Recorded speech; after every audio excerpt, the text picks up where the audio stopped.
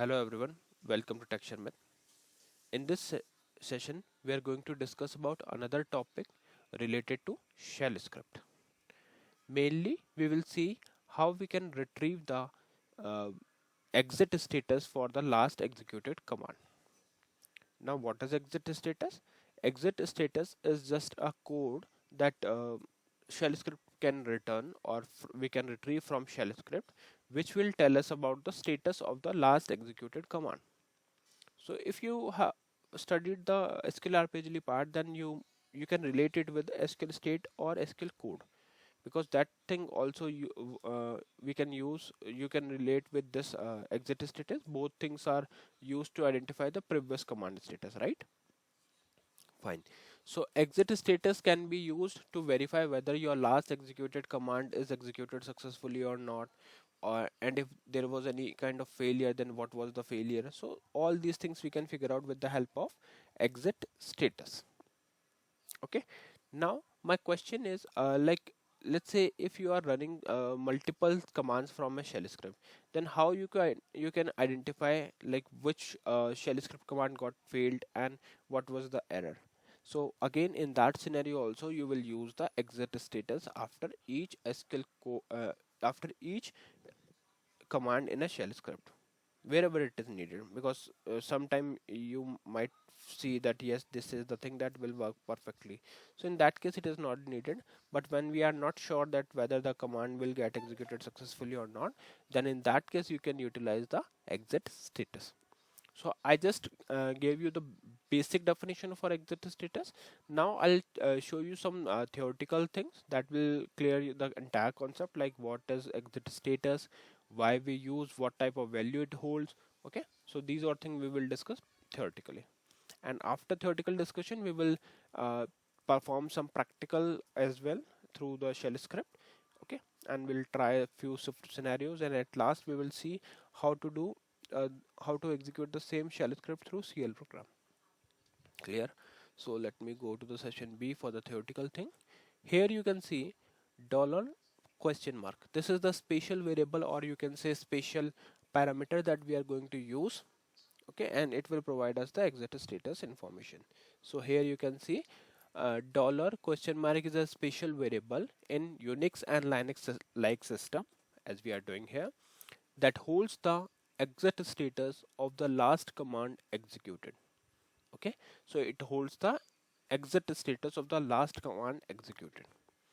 The exit status is a numerical value indicating whether the command was successful, which which is usually 0, or not, 1 or other non-zero value. Okay, so it is clear that whenever we run any you can say any command in a shell script, it returns some SQL code. Sorry, not SQL code. It returns some exit status. So if the exit status is 0, that means the command lastly or previously executed command is executed successfully. That's why it is returning the status exit status as 0. But if it is returning 1 or other non-zero value, then it means there is something wrong with the command that we have executed previously. So accordingly we can we can use that exit status. Let's say if exit status is 3, so simply search out what is the meaning of exit status 3 in Qshell command prompt, or in a shell script. So through this you can easily figure out the exact reason, and then you can take the corrective measures. Clear? Fine. So after that you can see the example that we are going to create in this session. Like by printing process ID dollar and question mark, we will get like the script or command is displaying the exit status of the previous command. So okay, so we are going to use it for fetching the exit status. All right, so I think now theoretical things is clear, and remember one thing, these are all interview type questions, so you should know about these things, like what type of value exit status holds. So you can simply say it holds numeric value. What are possible values? So possible value is 0 and non-zero value.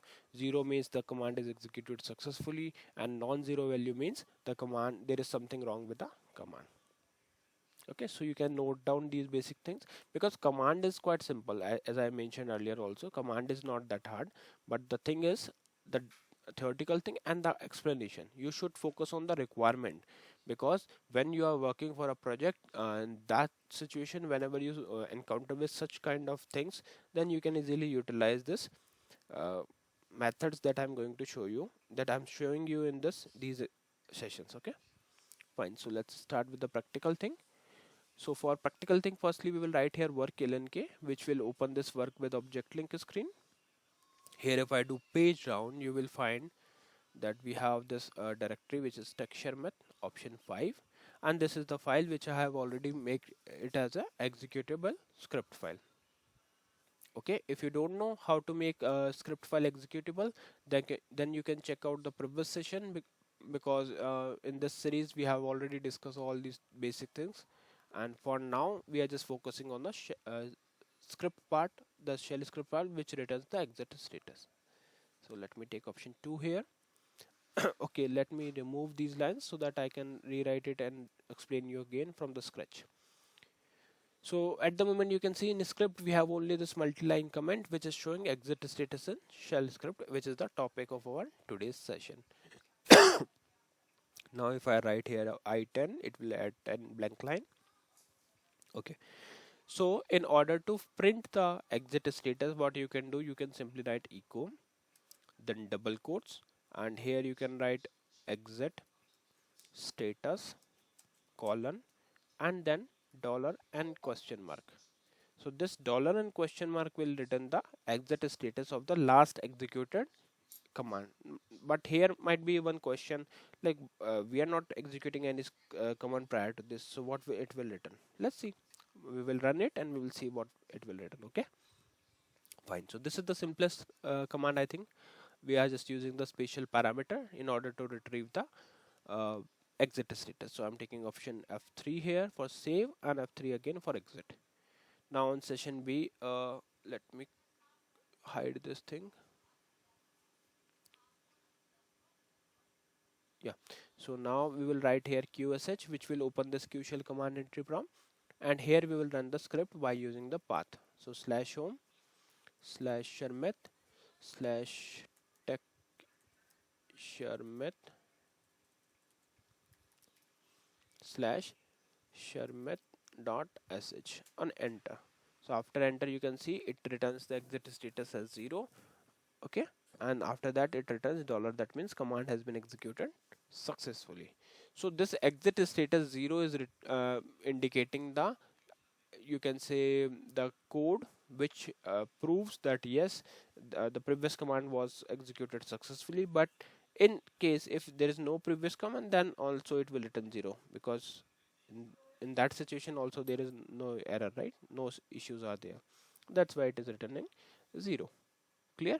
But in case if you are getting a value as 1 or other non-zero value, then that means there is something wrong with your previous command, and then we are supposed to take the actions in order to solve the issue. Clear? So I think now the practical thing is also clear. Now I'll quickly show you how to execute the same shell script through CL program. So for that, and one more thing I want to tell you, just one more thing. Yeah, this is not a mandatory thing, right? You can also print it directly using this echo, and then you can simply write dollar question mark. Okay, just press F3 for save and exit. Okay, so now I'll show you the SQL program, CL program, and we will discuss that. Okay, so in CL program, this CL program is used to run the shell script using CL command. So here you can see DCL take F4, provide variable name, storage, uh, type, storage, and length. Then simply provide use chg var, take F4, variable name and script. Okay, after that we will use strqsh, which will execute the command variable. Okay, so let me execute it. I'll just simply compile it and call it. So you can see it is returning the value as exit status as 0, and this 0 is coming because we are also printing it directly without appending it to text. So I think with these output, it is clear that yes, whenever we are running it, whenever we are trying to print it by appending with text, it is working, and in case if we are directly printing it, then also it is working. Okay, So like when we tested it on a you can say qsh command prompt, it was not returning this, because after discussing those things we added it right in the shell script. We just added the new line, and that is why it is showing this output of this command in when we are calling it through cl program. Okay, same thing if you run it, let me show you that also. Same thing, like if you run from here, it will still work same. Home Sharmit, then text Sharmit, then Sharmit dot sh. So again, you can see it is printing both values here also. Okay, so yeah, that's all for this session. I hope this session is clear to all of you. In the next session, we will discuss few more things. So thank you for watching Tech Sharmit.